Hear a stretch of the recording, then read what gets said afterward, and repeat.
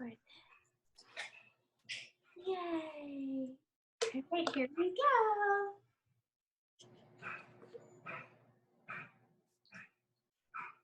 Hello, everybody. I love going live on Instagram. This is so fun. Even when there's only like 10 people following. It's so fun. I'm excited for today. Let me make sure I'll sit up here. All right, so I'm doing things a little different today. I am not only doing an Insta Live, but I have Zoom going on my computer because for some reason my lives are not saving to my camera roll, and I really wanted these conversations to live on beyond Insta Live. And so my hope is that I'm recording it through Zoom with Meredith today, but I'm live with you in case you want to interact at all. So we'll see how this goes.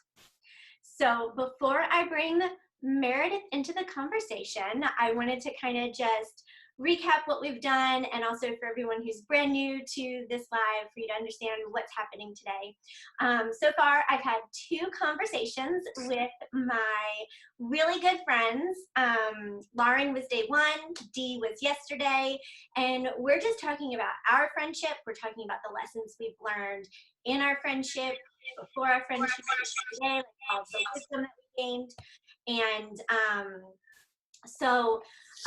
my hope is that I'm going to provide you with some sort of wisdom, some advice or tips on friendships in your life, making them or cultivating them to be healthy friendships, and hopefully helping you through the hard times with friendships, because they're complicated and they're messy, but they're so beautiful and joyful, and they fuel our souls, and we need them. We need our friends, especially our girlfriends. So I'm gonna go ahead and bring Meredith. Hey everybody, is Jennifer Jacobs actually joining live right now? Oh my goodness. She knew you were coming, Meredith. All right, ready? Let's see.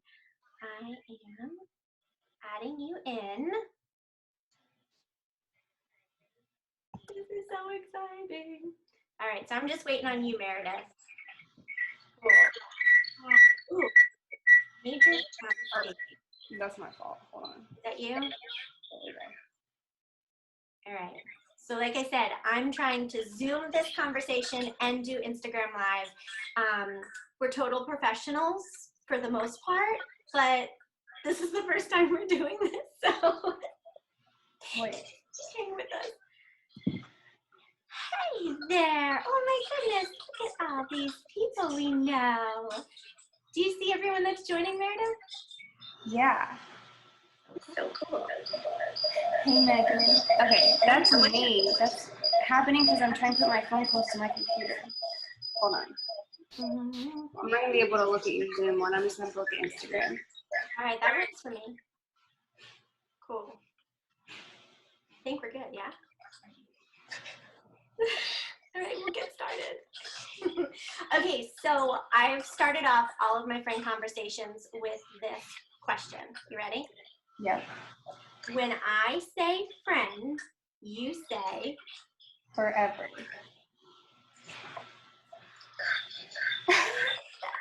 That means you're stuck with me. Okay, so does that mean that you go into friendships with the idea that it's a lasting friendship? It's forever? Yeah, pretty much. Not like forever. Are you hearing that? It's because you have your phone close to your computer, I think. Is it me? Is it me? I know what I'm gonna do. There we go. Is that better? Yeah. Okay. Like yes and no. There it goes again.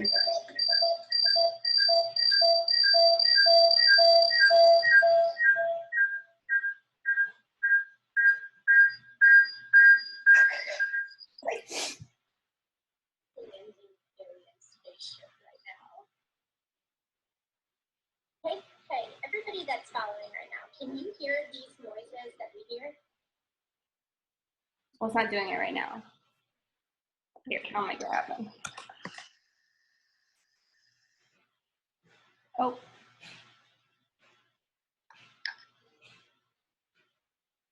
Yeah, Jennifer said she can hear him.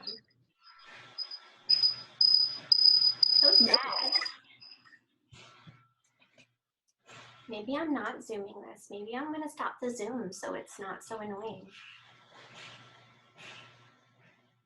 I kind of think that's the problem. I do too. No, Olivia's napping. She thought it was Olivia's toys. We can't blame it on Lucas because it doesn't sound like a dinosaur. All right, hold on. I'm going to mute this right here.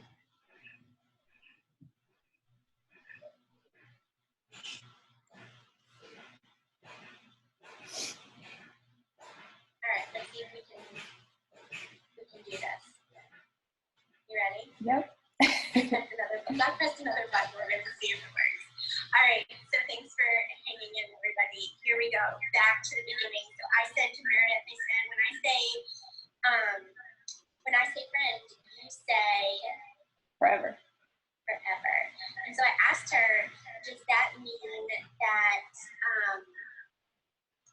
when you go into a friendship, you're going into this friendship as like a lasting friendship that is forever?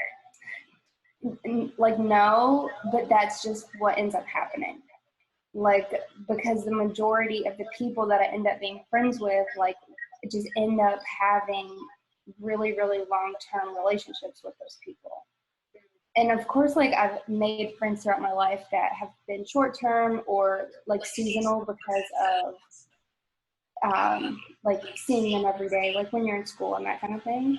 But even like in college, like both times I went, like I made like a couple of really good friends, and like we're still friends today.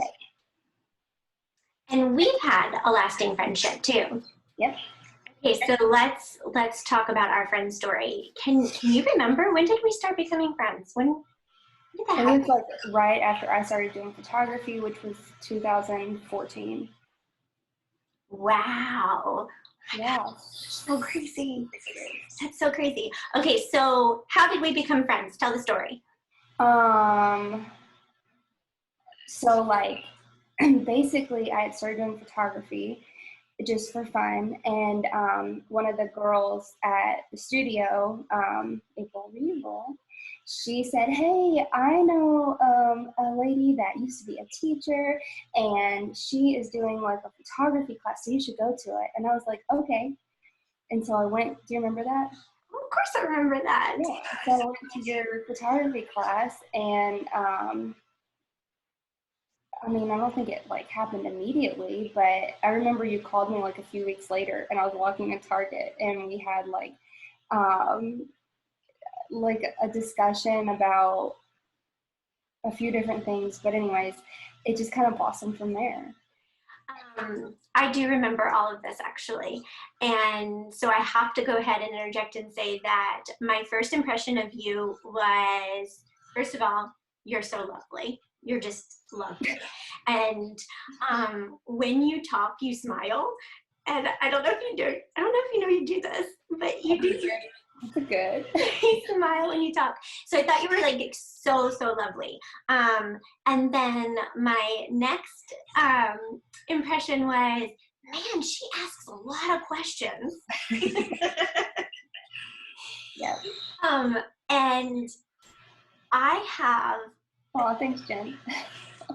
Which Meredith smiles all the time. I have definitely.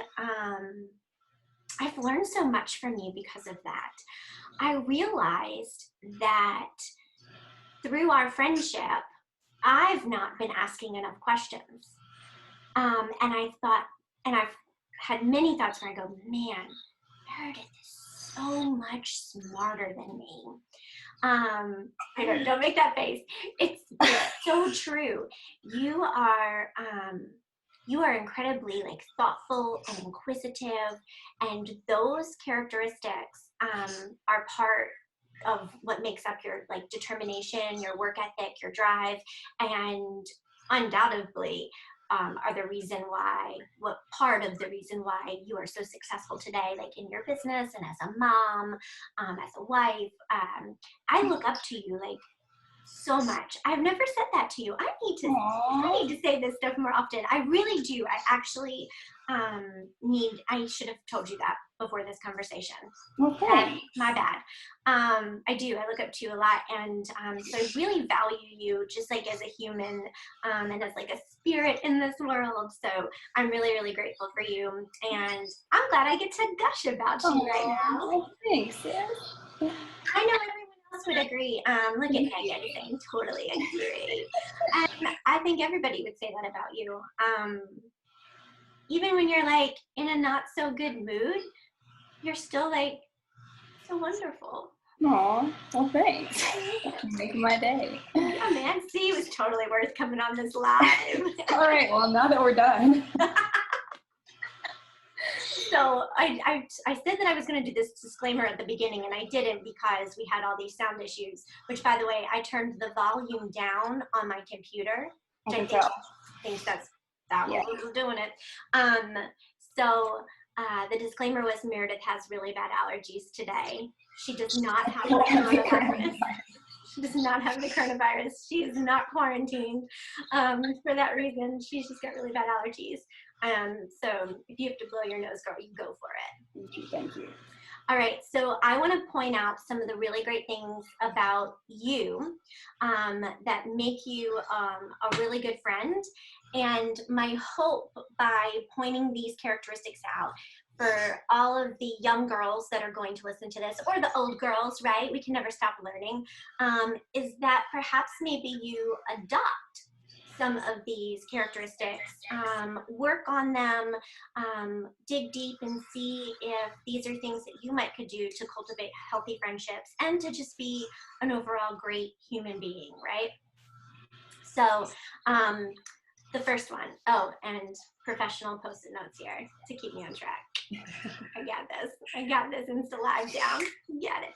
I feel like you have a strong sense of self. And because of that, because of like knowing who you are, and we're not talking about the days you doubt yourself, right?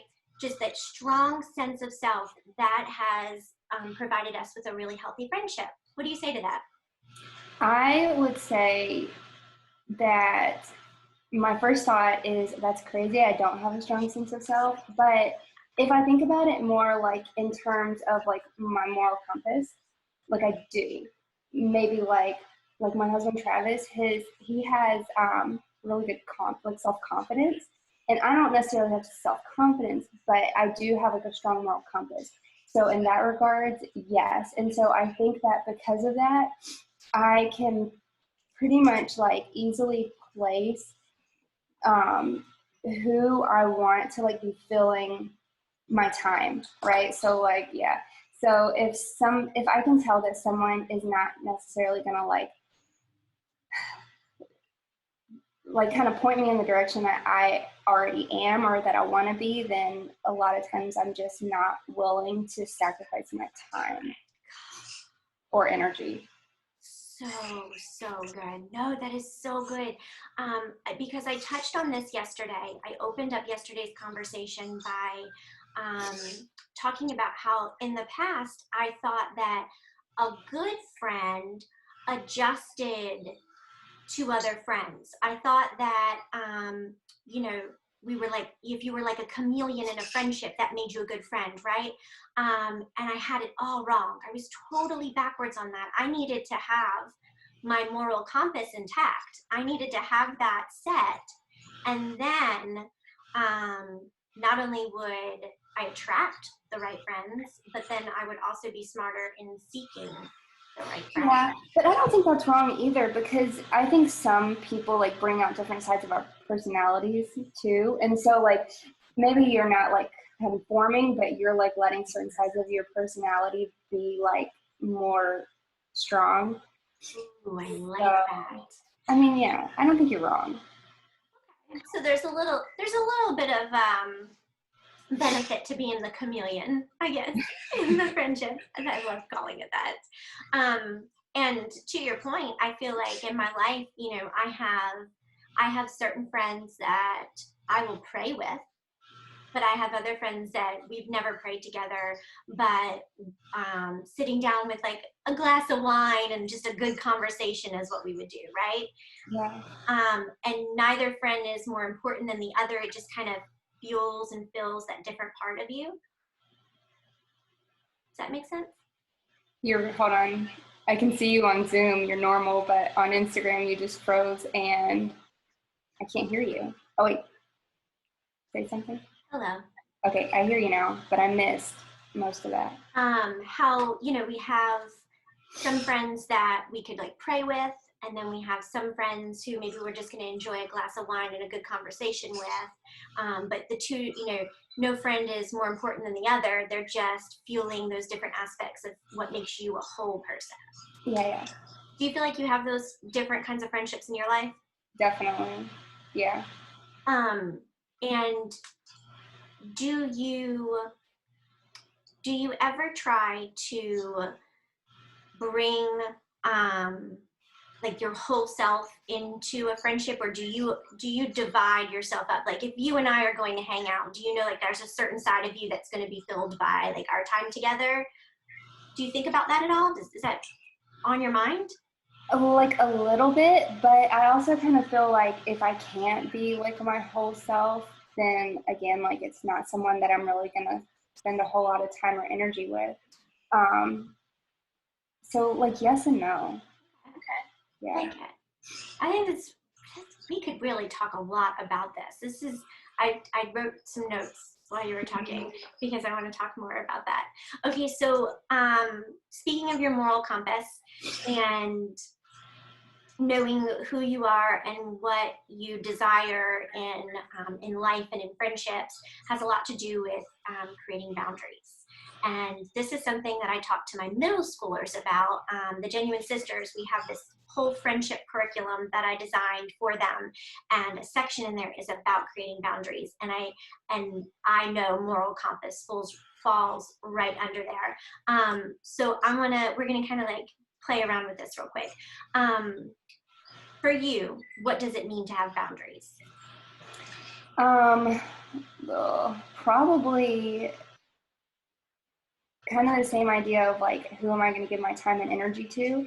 If it's someone that I feel like I said before, could kind of like elevate me or point me in the direction that I want to go, like wide open. But if it's someone who, oh, hey, Trav. I just saw him pop in there. If it's someone who I feel like is just going to like bring me down, or like I'm gonna go to bed at night and think like, man, I'm just not comfortable with the way that I was when I was with that person, then those boundaries do go up. And I think for me, boundaries are more like walls. Like I'll just kind of stop communicating and just like distancing myself, whether like subconsciously or not. But I think that's boundaries for me. I like that. It's almost as if you're saying to yourself,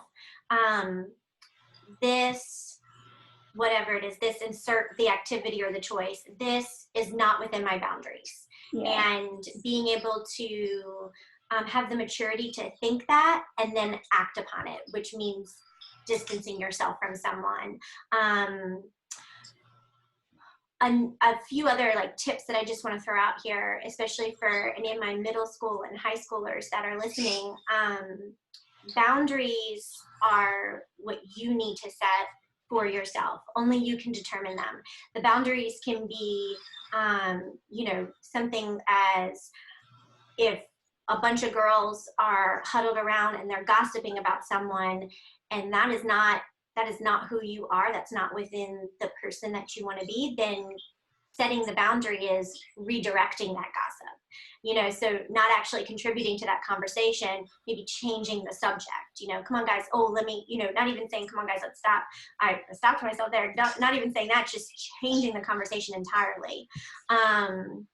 And setting boundaries is as simple as saying no. no, I'm not interested. And then also being able to communicate your feelings, like when you really like something, communicate your feelings when you do not like something, just being really open and honest in the relationships you have, that sets the boundaries. Whenever you've said, I'm not interested, or no, I can't do that, it's not what I want to do, then I kind of know, okay, these are Meredith's boundaries. And that's just who she is, and my choice is to respect her for that so we can keep the friendship going. And I don't have a direct example. I wish I had something to like pull out of the hat right now when that happened between us. But yeah, so what do you think? Okay, so I want you to answer this. What do you think about our ability to be a good friend is knowing our own weaknesses and owning them and working on them? What do you think? So absolutely. I'm trying to think of an example. Okay, actually, I don't know if this is a good example or not, but it's the first thing that comes to my mind. One thing that I think that kind of like makes you stand out from other people that I'm close to in my life is like when I'm having a conversation with you, whether we're like face to face or on the phone, I always feel like you're giving me 100% of your attention. So like for me, that's a weakness because a lot of times in conversation, I'm like processing what's being said, but I'm also kind of thinking about what I'm going to say next. And so I feel like that takes away from my ability to be completely present. But maybe you do that and you're just really good at doing both. But I've always felt like when I'm with you, like I have like 100% of your present. And I'm over here going, I don't think it counts when I'm like side texting and like hurtling Lucas from, like he's screaming and jumping off of furniture, and I'm like voice texting you, and not those times. No, but even if there is a time where that happens, like you're like, hold on a second, I gotta handle this. You do it, and then you're back, and we're like going back in. Yeah. That's awesome. Thank you for saying that. I appreciate that. I think that's something though that everybody can work on, being present in conversations, right? Because we're so conditioned to be multitaskers now with all of the avenues of communication and all of the things that we're trying to achieve and be a part of and experience, and just like, yeah, such a benefit of us being at home right now. Right? And being able to turn this stay-at-home thing and this physical distancing thing, turning it into a positive and rewiring ourselves and learning how to just be present in, like the small spaces of life, enjoy the good out of it. Ooh, so good.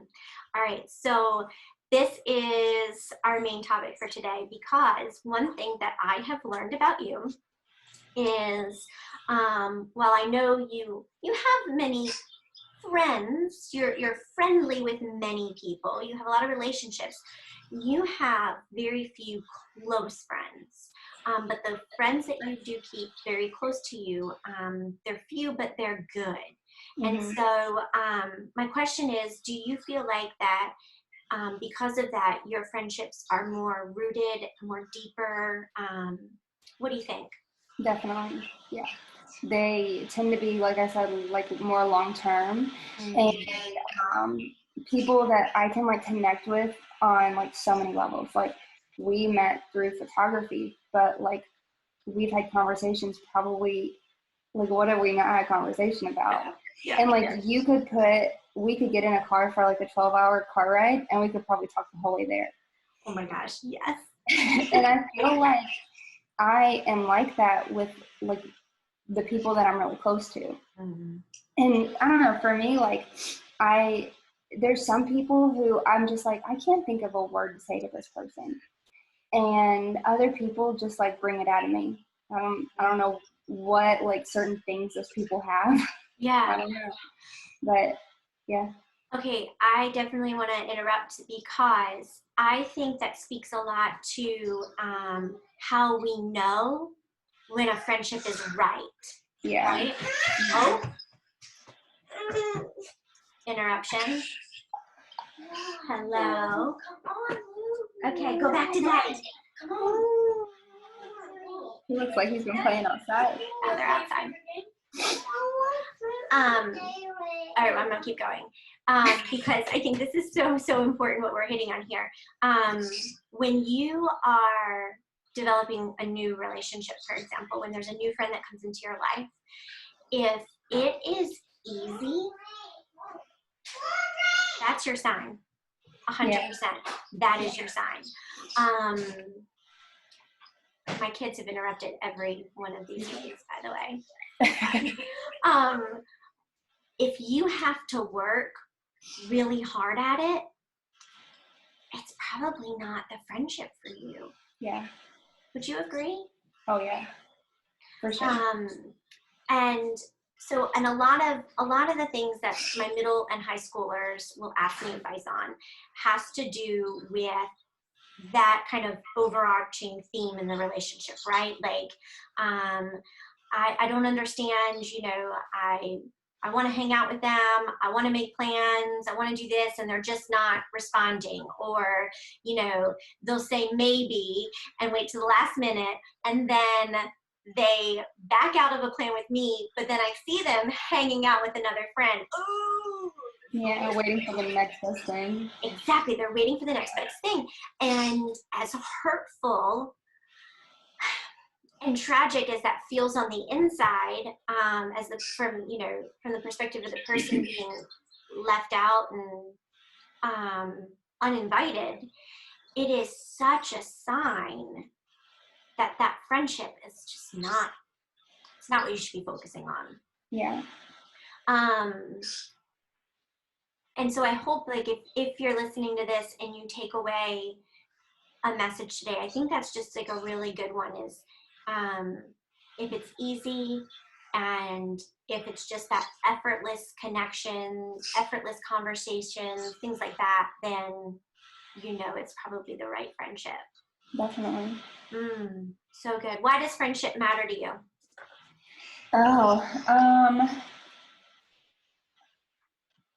Because actually I think you and Dee talked about this yesterday. You can choose your friends, first of all. You can't choose your family. And so those are people that you can strategically have in your life to like lean on, you know, through different seasons. Like for Olivia, for example, like she's just turned 2, so she's only been here for 2 years. And like I have like 2 or 3 friends that ever since she was born, like some of my friends don't have kids yet, and then some of them do. And so I've got like 2 or 3 in my back pocket who I could always text and be like, hey, like, what the heck is this? Or how do I deal with this? Or, you know, whatever the different situation might be. But, you know, that might not be something that I can say, hey, Mom, this, you know, because she hasn't done it in so long, or she might just have a different view than I do about it. And so I think friendships are important because we will always have, you know, our family kind of like in the foreground and the background everywhere. But with your friends, like you get to put them where you want them. Yeah. Oh, absolutely. I like that. That's awesome. Okay. So what is one goal you might have in friendship right now? Oh, my biggest goal is if I make a plan, I'm going to keep it. Serious. Because, you know, like it's so easy to say like, oh, let's get together. And then to either like keep saying that until you basically just stop saying it because you know it's not going to happen, or to actually follow through and like, hey, let's get together. Okay, how does this date work? Okay, how about this time? Okay, see you then. And then I'm going to do everything in my power to make sure that I am committed to that like date. Yeah. It gets harder when you have kids. Yeah, because everything has to be super scheduled. Everything has to be super scheduled, and then you have to pray that they don't get sick or something else doesn't come out that just totally interrupts the week. Right. Well, and it happens, but that's definitely my goal. If I'm going to make a plan, I'm going to see it through. Yeah. I think that is super important when cultivating healthy friendships. if you are truly wanting to make a friendship work, you need to follow through. Yeah. You have to. You cannot be the person that's always going, something came up, I'm sorry, can we reschedule? Yep. I feel pretty confident. I know for myself, I feel pretty confident that it's like this for most people. There's only so many times you can back out before I stop asking. Exactly. You know, so if you're listening today and you're the person who's always rescheduling because something else has come up or life's happening, then reevaluate that and figure out how you can fix that in your life, because things do happen. But if you're struggling with friendships and you're the one who's always backing out, then figure that out. And then if you're the person on the receiving end of that, where a friend just continues to back out, make sure you communicate to them. Say, it's really starting to hurt my feelings. You know, I get to, this has never happened with us, but I get to talk to Brittany on Tuesday. And Brittany and I have had those conversations where I was like, hey, you're not responding to me. I'm starting to wonder if you hate me.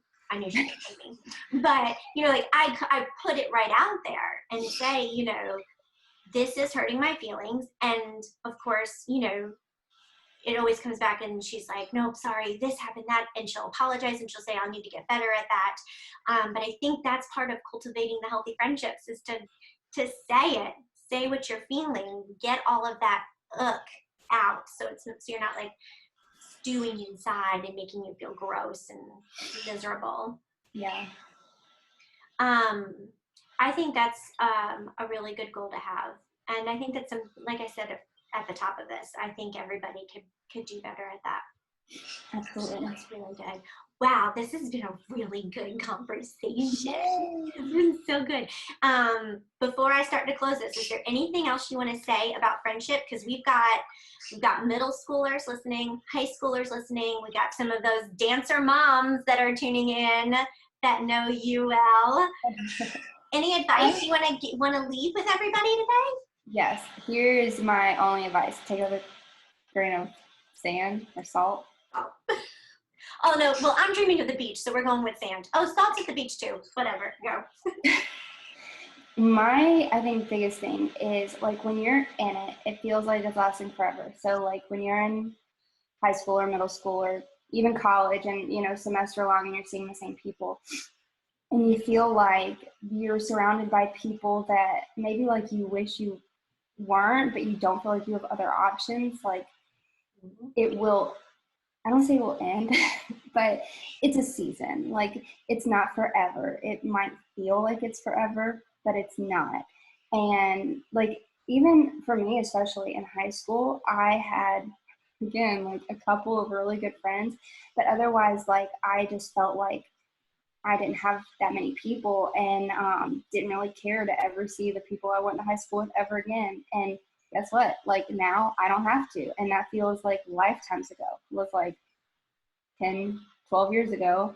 But it feels like lifetimes ago. So yeah, if you're around people that you wish you didn't have to be around, but there's really nothing you can do about it because you're in small groups or, you know, classrooms or sports teams or whatever, like, it'll eventually end. So separate yourself if you have to, meet someone new if you have to, and you'll get through it. I think that's such good advice because there are so many times in middle and high school especially where you cannot get away from it, right? It's just what it is, whether it's the person you sit next to in class or the small dance group you've got placed in. Yes, it is what it is. And I love, love, love that you used the word, it's just a season. Yeah. Because that sparked a memory when I was going through like really tough times when Lucas, I think, was like first born. I can't remember exactly when, but I was struggling. And you said that to me. You were like, it's just a season. And ever since you said that to me, first of all, you're so full of wisdom. Thank you. I look at everything. As soon as I hit a hurdle in my life, not a hurdle. Wait, is that the right word? As soon as I hit like a tough, difficult part in my life, where I just want to like cry in a corner, I literally think of those words that you uttered to me, Melissa, it's just a season. And it provides just enough fuel to like pick me up and get me through whatever it might be. That's another reason why friends are so valuable and so important, right? Because we can put our own perspective on each other's situations. We can look outside the walls of it. You know, yes, you didn't even have Olivia at the time too. Because I remember it being such a struggle, and in my mind I thought, how could Meredith say that? She doesn't know, she doesn't have kids yet, right? Like, where is that coming from? But it was the exact wisdom I needed from you, from your perspective, and it has totally transformed difficult times in my life. 100%. I got off on a tangent there. Really good stuff, Meredith. Oh my gosh, so good. Okay, so we're gonna end this friendship conversation, which I don't want to, but we're going to, because we could probably talk for just a little too long. So I'm ending today by saying this. Don't be like I am. Don't model after me, because apparently I've had it all wrong. I should have been telling Meredith for years now how much I loved her, and I haven't proclaimed my love for you and how wonderful I think you are. And so my message to everyone today is to make sure you reach out to a friend, text them, call them, send them a video message, I don't know, be creative and tell them how you feel about them. Let them know that you love them, you appreciate them, get specific if you can. I think the more we can boost each other up, the better we feel about ourselves, which makes us feel better about our relationships and about life, and we all just become happier, better people. I'm throwing hearts around right now. Hearts and glitter and confetti. I should have brought the glitter. All that stuff would have been everywhere for days. Yeah, you'll have to clean it up. Oh my gosh. It's like the middle school Valentine's photo shoot I did with the girls. They're like, let's throw confetti. And that was not part of the initial plan. And I was like, oh, that'll be great for the photos. Yes. And then afterward, I'm like, no. It's a mess in the studio to this day. It was worth it. Totally worth it. I love those girls. Okay, thank you for being here with me through all of your allergies and everything. I do love you dearly, and now we have to get on each other's calendar. I don't know, when are we going to see each other? June? When will this all be over? Oh. At some point, I'm just going to get in my car and start driving to people's houses and honking and waving. It's going to happen. You watch. I'll come your way. Sounds good. Yay. I love you so much, Meredith. And I'll talk to you soon. And bye, everybody.